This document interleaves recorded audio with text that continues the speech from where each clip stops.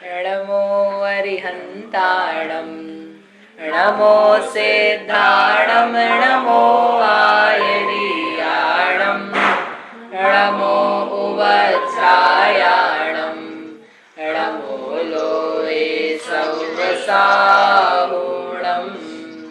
नमः श्रीवर्धमानाय निर्धूतकलिलात्मने सालोकानां त्रिलोकानां यद्विद्यादर्पणायते।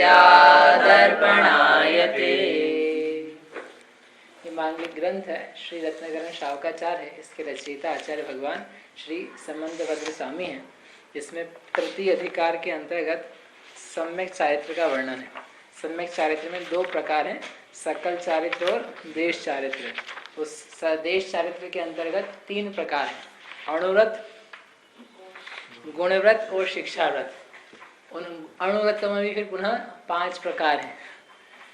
कौन से? अहिंसाणुव्रत, सत्याणुव्रत, अचौर्याणुव्रत, ब्रह्मचर्याणुव्रत और परिग्रह परिमाण अणुव्रत। उसमें पहले अणुव्रत की हम बात कर रहे हैं। अणुव्रत का स्वरूप बताया था कि जो 10 जीवों की हिंसा का मन वचन काय कृत कार्य तन्मोदना से त्याग किया जाता है, संकल्पी हिंसा मारने का को कहते हैं अहिंसा अणुव्रत। उस अहिंसा अणुव्रत के बारे में ये जान करके फिर 5 प्रकार के उसके अतिचार बताए। अतिचार कौन कौन से हैं? छेदन, बंधन, पीड़न, अति भारारोपण, अति भारा का आरोपण करना, और 5वां है अन्न पान निरोध, भोजन पानी का रोक देना। ऐसे 5 हैं। इनमें से 4 हमने समझ लिए थे और अपन 5वां करेंगे। अतिचार का अर्थ क्या बताया था? बोलो खुशबू। व्रतों का एक देश भंग होना और एक देश कायम होना। हाँ, व्रतों का एक देश भंग हो जाना और एक देश कायम रहना। तो ऐसा कैसे होगा? व्रतों का एक देश, बोलो एक देश रहने का अर्थ क्या है? हाँ, वो तो समझ गया, मतलब तात्पर्य बताना है। मतलब पूरा व्रत भांगने का इसमें थोड़ा सा दोष लगता है। हाँ, तो कैसे होगा? मतलब उसके पीछे भाव क्या है?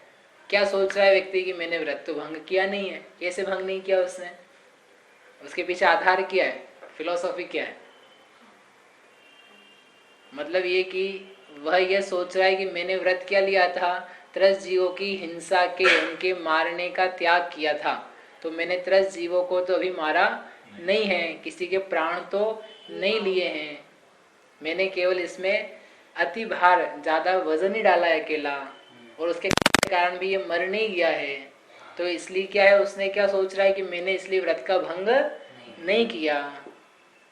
क्यों नहीं किया? क्यों मैंने मारा नहीं है, मैंने प्राण नहीं ले लिए हैं, मैंने कुछ उसकी हिंसा नहीं करी है, इसलिए मेरा व्रत बना हुआ है। इस अपेक्षा से तो व्रत बना हुआ है, परंतु वास्तव में उसने बाहर से देखें तो निर्दयता रूप परिणाम है।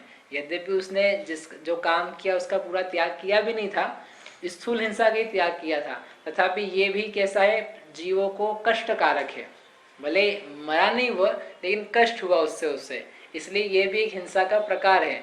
तो निर्दयता उसके परिणाम में आई, परिणाम में दुर्भावपना आया, संक्लेशपना प्रकट हुआ, लोभ या मान या क्रोध या मायाचार उसके वशीभूत होकर के उसने इस प्रकार का कार्य किया। इसलिए उसको कह रहे हैं कि इसका व्रत थोड़ा भंग हुआ है।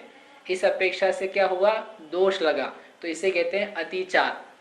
10 प्राणों में से अगर किसी कोई भी प्राण अगर पूरा घात होता है तो वो तो व्रत भंग ही मानेंगे। घात नहीं, ऐसा नहीं है। यहाँ पर जो अहिंसाणु व्रत है उसमें मुख्यता किस चीज की है? मुख्य आयु प्राण की है। आयु प्राण यानी उसका वध हो जाना, मृत्यु हो जाना। 10 प्राण लिए थे। हाँ, 10 प्राण वो हिंसा का स्वरूप बताया था कि 10 प्राणों में से किसी प्राण का अपन घात करते हैं तो वो हिंसा है। तो ये भी जीव जो अहिंसाणुव्रती है 10 प्राणों में से किसी एक प्राण का भी घात करेगा तो हिंसा तो होगी इससे, ये हिंसक नहीं बन गया पूर्ण रूप से। लेकिन इसके जो व्रत की मर्यादा है उसमें इसने क्या त्याग किया है, जिसको लोक में हिंसा कहा जाता है, यानी प्राणियों का वध कर देना, ये सबसे बड़ा हिंसा माना, हिंसक कार्य माना जाता है। तो ये हिंसा का मैंने त्याग किया है। इसलिए इसका अन्य तरह से व्याख्यान करेंगे तो ऐसा कहा जाता है, लोक में जिसे हिंसा कहा जाता है उस हिंसा का इस अणुव्रति ने त्याग किया है। जैसे माता अपने बच्चे को डांटे मारे पीटे, ठीक है, उसको हिंसा नहीं कहते जगत में।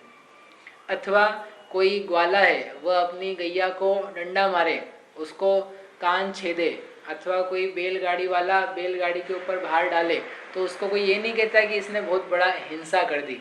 वो ये तो कह सकता है कि यार तो ये ठीक नहीं कर रहा है, इसके ऊपर थोड़ा कम वजन डाल दे कि इसके मुंह से कितना झाग निकल रहा है, लेकिन वो उसको हिंसक रूप में नहीं स्वीकारता कोई भी व्यक्ति। इसलिए अहिंसाणुव्रत के दायरे में वो चीजें है नहीं, यानी उससे बचना चाहिए, क्योंकि वो परिणाम संक्लेश रूप है। लेकिन मुख्य रूप से क्या लेना, यहाँ पे हिंसा में वध को लेना, प्राण हरण करने को लेना। तो वो हिंसा नहीं क्या, वो कार्य हिंसा तो है, लेकिन अभी हमारे व्रत की मर्यादा में नहीं है। तब तो जाकर के अपन ने ये कहा था कि ये छेद भी दे कानों को, ये भेदता भी है, ये पीड़ा भी दे रहा है, ये बांध करके भी रख रहा है, तो ये इसके लिए स्वीकार्य, ये अतिचार तक भी नहीं है। अतिचार कब होगा, जब दुर्भाव से करेगा।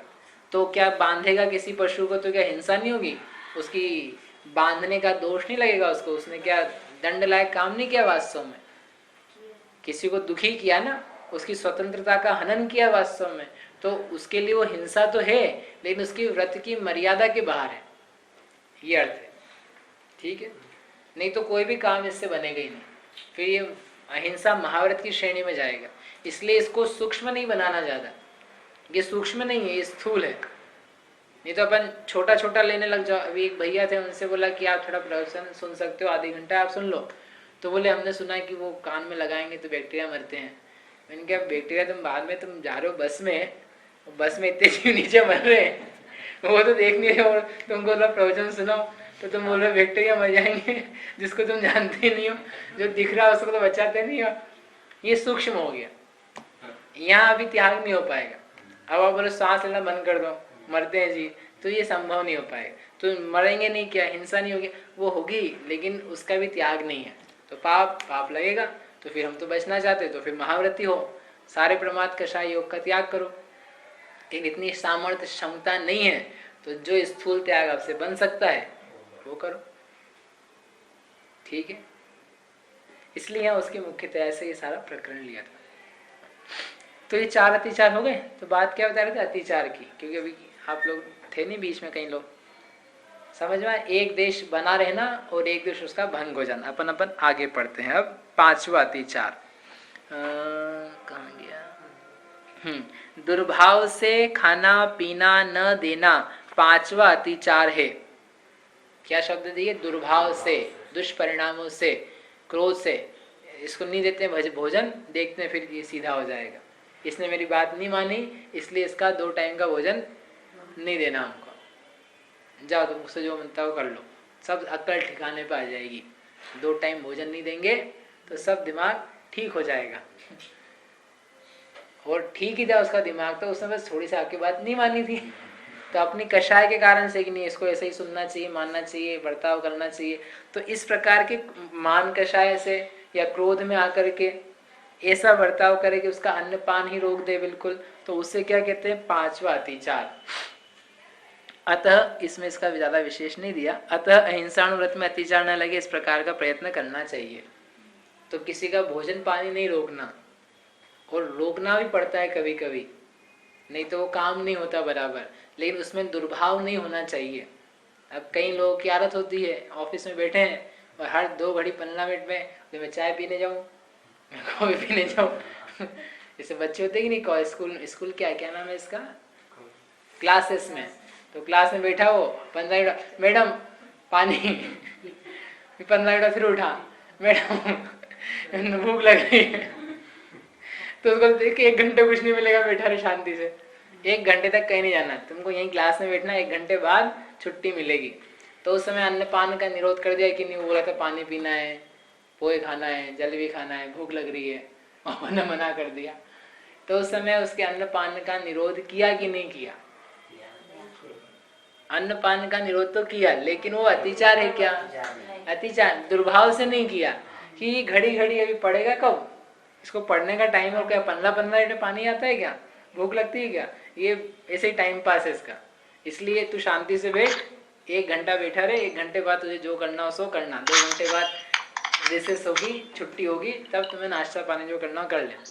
तो वहाँ डिसिप्लिन है, वहाँ दुर्भाव नहीं है कि मैं इसको रोके रखूं ताकि ये भोजन नहीं कर पाए, खा नहीं पाए, पी नहीं पाए, प्यास से तड़पे, फिर ये मेरी बात सुनेगा, ऐसा दुर्भाव आने लग जाए तो वो अतिचार के अंतर्गत है। और ऐसे ही उसको कारणवश करना वह चलेगा मतलब है तो वही दोष रूप, लेकिन व्रत में भंग की बात नहीं है।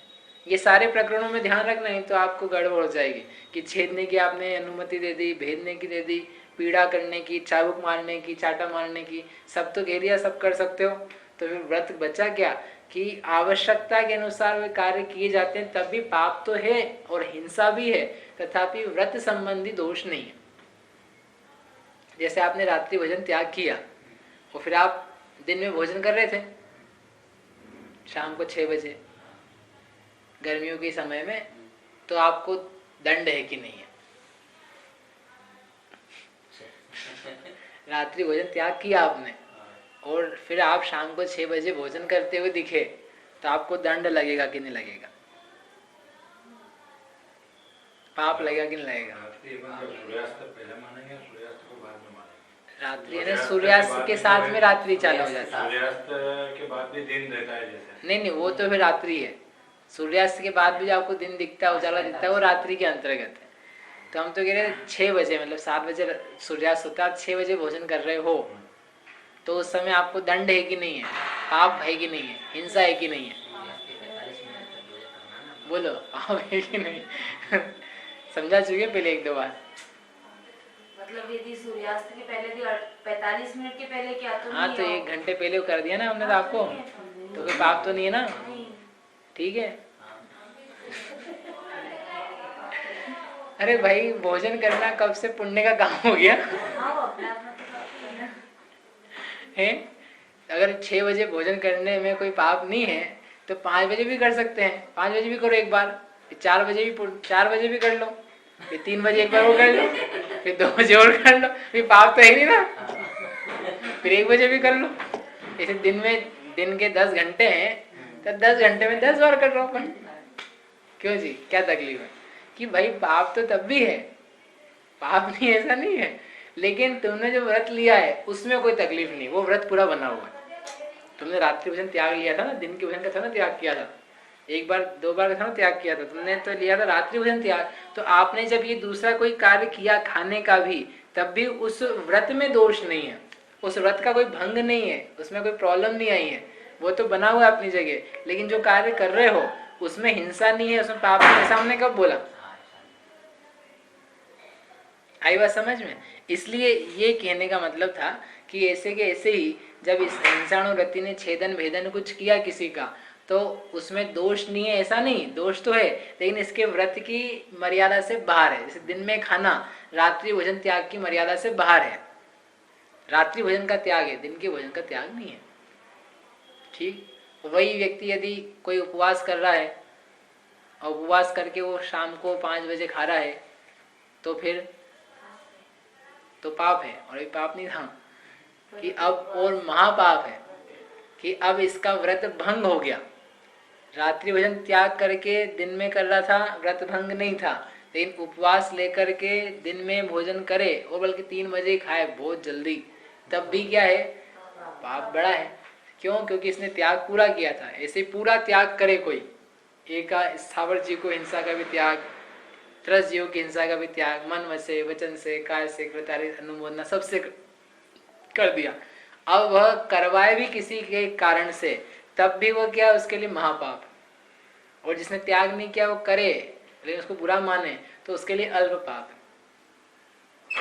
ठीक है, तो इससे तो अच्छा यही ना कि अपन त्याग करो ही नहीं और फिर बचते रहो कि नहीं, फिर तुम्हारा भाव ठीक नहीं है, तुम बचना नहीं चाहते।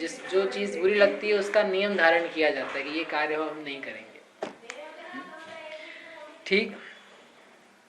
महाराज जी थे विशुद्ध सागर जी महाराज, हम गए थे तो उन्होंने ब्रह्मचारियों से कहा जितने संघ में थे कि चातुर्मास में क्या करो कि एक एक बारी भोजन, उन्होंने ये नहीं कहा सीधे सीधे, उन्होंने तरीके से कहा कि हम वहाँ गए थे, एक गांव का नाम लिया और उस समय मेरे संघ में जितने ब्रह्मचारी थे तो समाज छोटी थी, तो मैंने ब्रह्मचारियों से कहा कि यदि तुमसे एक टाइम भोजन करके रह सकते हो, मतलब दूसरी बार भोजन मत करो, एक बार ही करो, तो रह सकते हो तो अच्छा है, समाज छोटी है, ज़्यादा काम कर नहीं सकती या हो नहीं पाएगा।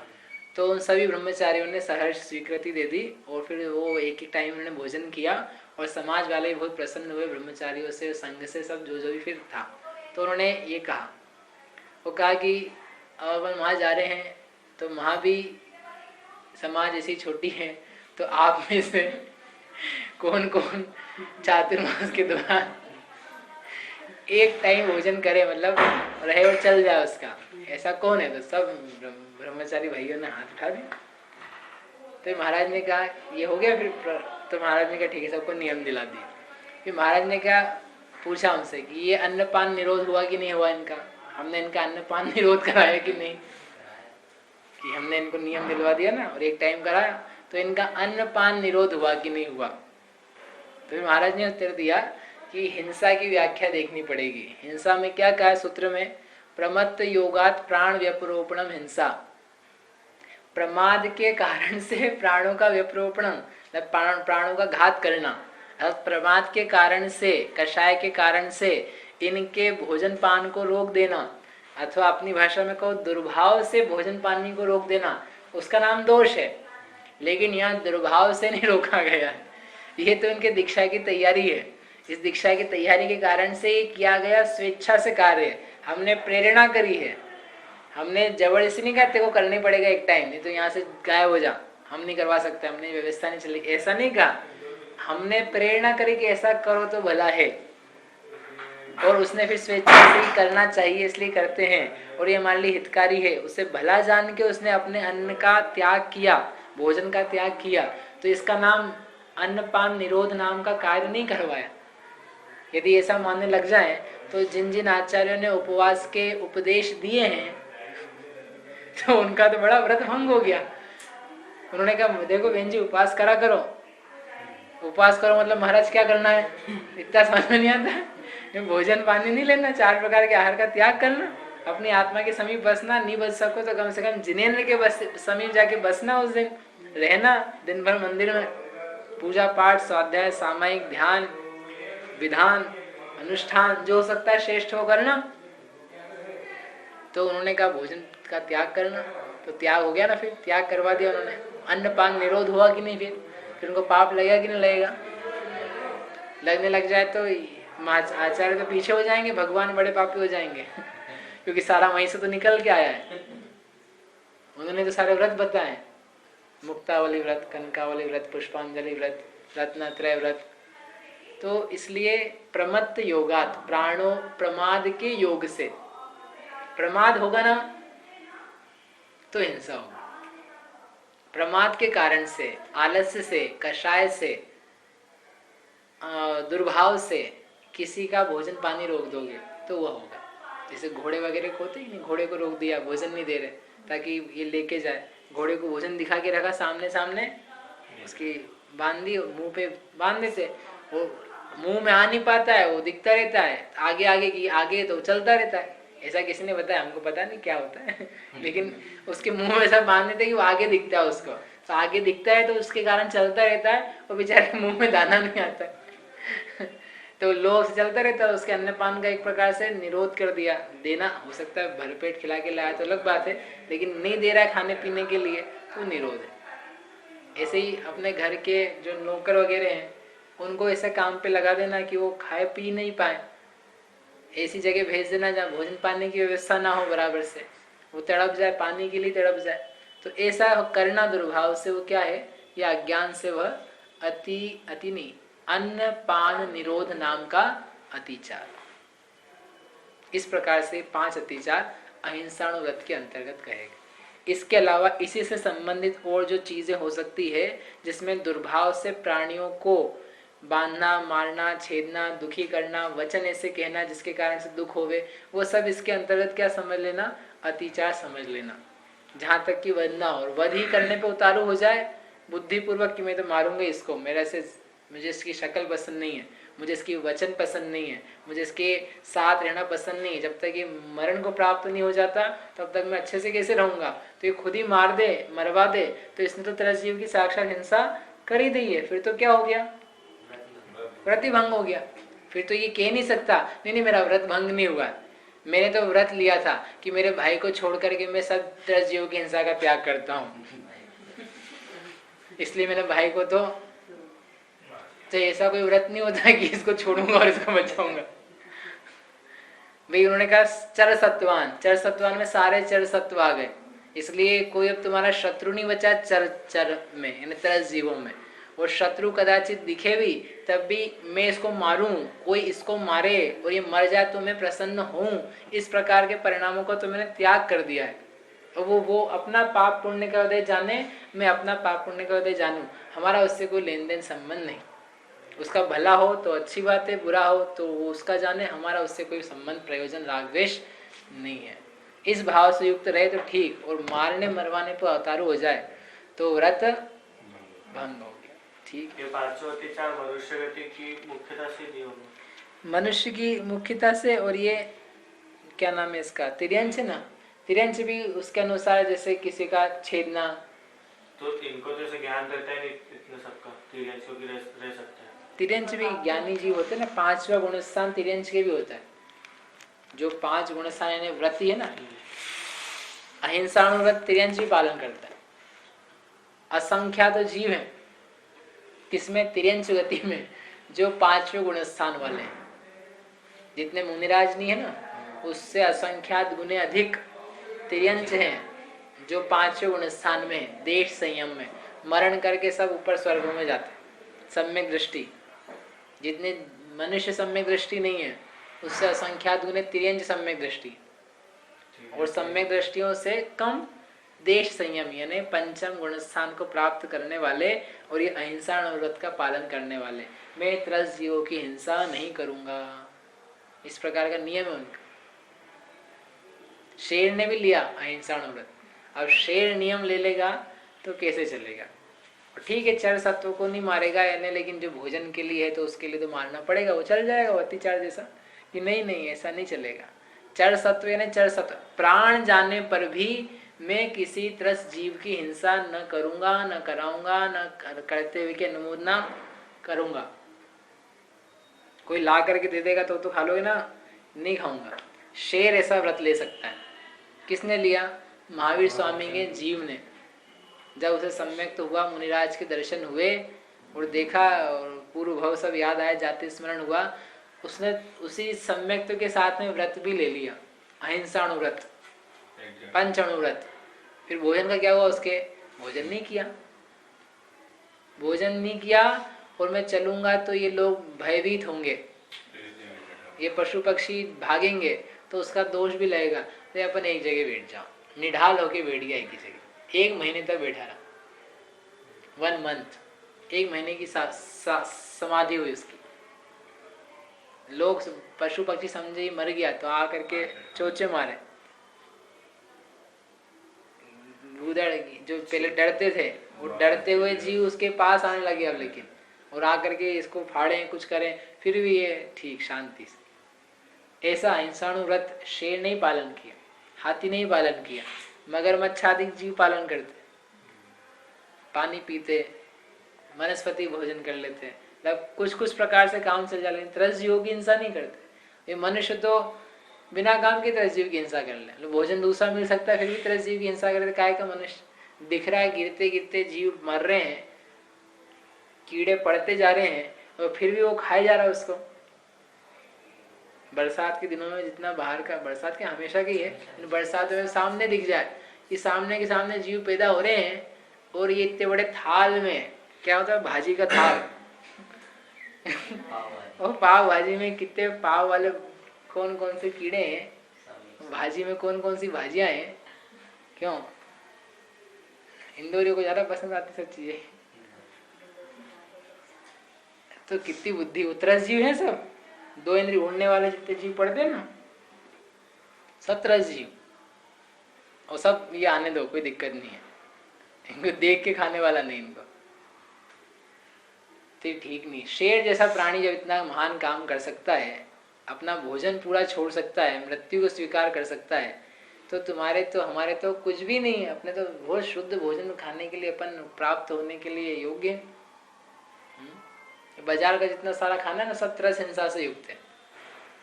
अमर्यादित तो है ही, लेकिन उसमें इतनी अदया है, इतना हिंसक भाव है कि वो सब उसमें गड़बड़ सड़बड़ी सामान मिला है। एक भी व्यक्ति आकर के मेरे को बता दे कि इस दुकान में बिल्कुल शुद्ध सामान मिलता है, बिल्कुल जिसमें कोई गड़बड़ नहीं है, कोई हिंसा बहुत ज़्यादा नहीं है, सामान्य जो आपके घर में होती है उतनी है, तो मेरे को बता दे वो दुकान कौन सी है। अमर्यादित का नहीं बोल रहे कि ये मर्यादित बेचता है, अमर्यादित नहीं बेचता है, वो तो अलग ही बात है, वो जाने दो। हम तो कह रहे बिल्कुल साफ सुथरा, स्वच्छता के साथ में, शुद्धता के साथ में, जिसमें त्रस्त जीवों की हिंसा का बहुत ध्यान रखता है यत्नाचार से है। अरे पैसा कमाना है, पैसे में त्रस्त जीव नहीं दिखाई देते। इसलिए जिसको त्रस्त जीवों की हिंसा से बचना हो, अपना कल्याण करना हो, वो बाहर का तो सारा का सारा उसको तत्काल त्याज्य है। प्रकाश की सेव हो, चाहे मित्तल की कचौरी हो, चाहे विजय चाट हाउस वाला के तुम्हारे दही बड़े जो भी आते हैं वो सब हो, और लिज्जत के पापड़ तो लिज्जत की इज्जत उतर जाएगी, कुछ बचेगा नहीं तुम्हारे पास। हाँ, वो इज्जत उतारने के काम है, लिज्जत नहीं है। लज्जा नहीं आ रही तुमको इसलिए खा रहे हो उससे। बड़े लोग नहीं खाते, महान लोग नहीं खाते, महापुरुष तो इन चीजों का सर्वथा त्याग कर। पापड़ खाने का मजा नहीं हो, घर में बनाए खा लेना। वो खा सकते हैं। खाने पीने का जिन्हों को कोई परहेज नहीं है, खाना पीना आप कर सकते हो, लेकिन क्या खाना, कैसे खाना, कब खाना, उसका थोड़ा ध्यान आचार्य रखवाते हैं। ठीक, तो ऐसा विचार करना। इसलिए ये अहिंसा अनुव्रत तो इतना बड़ा है, वो नहीं पल पाए तो इतना काम तो पहले ही कर लेना। अब अपन प्रारंभ करते हैं दूसरा क्या है? अहिंसाणुव्रत के बाद में सत्याणुव्रत। उसके पहले लेकिन यहाँ 4 चीजें दी है। 4 चीजें नहीं दी है, ये दी है, ये लक्षण बाद में पढ़ेंगे। अहिंसाणुव्रतम एवं, इस प्रकार से अहिंसाणुव्रतम, अहिंसाणुव्रत का प्रतिपादन करके इदानीम अब अनृत विरति अणुव्रतम, अनृत, व्रत यानी झूठ, अनृत यानी झूठ, उससे विरति, उससे विरक्त होना, उस रूप जो अणुव्रत है उसको प्रतिपादन करते हुए आचार्य कहते हैं। स्थूलमलीकं न वदति न परान् वादयति सत्यमपि विपदे यत्तद्वदन्ति सन्तः स्थूलमृषावाद वै रमणम्। यत् यानी जो, स्थूलम अर्थात स्थूल, मोटे मोटे, अलीकम, अलीक यानी क्या होता है? झूठ का नाम है अलीक। असत्य, अनृत, अलीक ये पर्यायवाची शब्द है। हाँ, ल में बड़ी की मात्रा, अलीक। अलीक झूठ को न वदती, स्थूल झूठ को स्वयं नहीं कहता है, न परान वादयति, न दूसरों से बुलवाता है कि तुम झूठ बोलो, तुम बोल दो कि मैं यहाँ नहीं हूं, ऐसा भी नहीं बुलवाता है। और सत्यम अपि, सत्य भी न स्वयं, और ऐसा आगे, और ऐसा सत्य भी स्वयं न बोलता है न दूसरों से बुलवाता है। कैसा सत्य? जो विपदे, जो दूसरों को विपदा में डाल दे, जिससे दूसरे का प्राणघात हो जाए, तत् उसे संतः, सतपुरुष, साधु पुरुष, स्थूल मृषावाद, स्थूल यानी जो मोटा मोटा स्थूल है, जिसको भी स्थूलता बताएंगे, मृषावाद, मृषा यानी झूठ, वाद यानी कहना, स्थूल झूठ का जो कहना है उससे वही रमणम अर्थात उसका त्याग, वदंती यानी कहते हैं। क्या अर्थ निकला? जो स्थूल असत्य वचन को ना स्वयं कहता है, ना दूसरों से कहलवाता है, और सत्य भी स्वयं ऐसा नहीं कहता जिसके कारण से अन्य जीवों के प्राण संकट में आ जाए, कष्ट में आ जाए, जिसके कारण से उसको घात ही हो जाए। यद्यपि सत्य है तथापि न वदनीयम, सत्यम अपि न वदनीयम, सत्य भी हो तथापि नहीं कहने लायक है। कब? जब वह अन्य के प्राणों को कष्ट में डाल दे, निरपराध प्राणियों का बिना कारण से वध हो जाए, ऐसा सत्य भी आचार्य कहते हैं कैसा है, असत्य। सारे सत्य सत्य नहीं होते हैं, सत्य असत्य भी होते हैं, और उसी के अनुसार असत्य भी सत्य हो सकता है, क्योंकि जब उसका बचाव होगा इस प्रकार से तो असत्य भी सत्य की कैटेगरी में आ जाता है। इसलिए ब्लाइंडली सत्य नहीं होता है कि ऐसा देखा था ऐसा कैसे नहीं, ऐसा देखा था लेकिन उससे कहीं संकट तो नहीं आ रहा किसी को।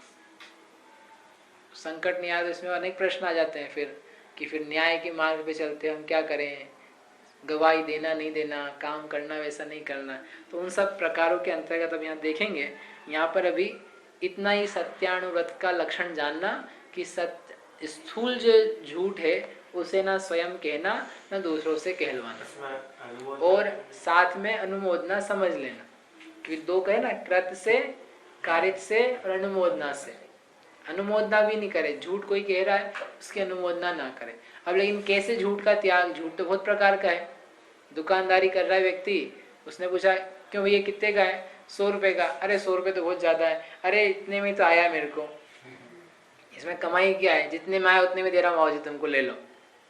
तो बाबूजी ने ले लिया। अब 100 का 100 में बेचा क्या तुमने, 100 का 100 में कोई बेचता है नहीं बेचता है तो तुमने तो बोल दिया बाबूजी इतने में आया, कि बाबूजी को भी पता है कि 100 का बोल रहा है, इसका मतलब इसमें बहुत कम कमाई है। मतलब मार्केट ऐसे ही है कि 1-2 रुपए की इसमें कमाई है, अब 1-2 रुपए कम करवा लेंगे तो इसके पास बचेगा क्या।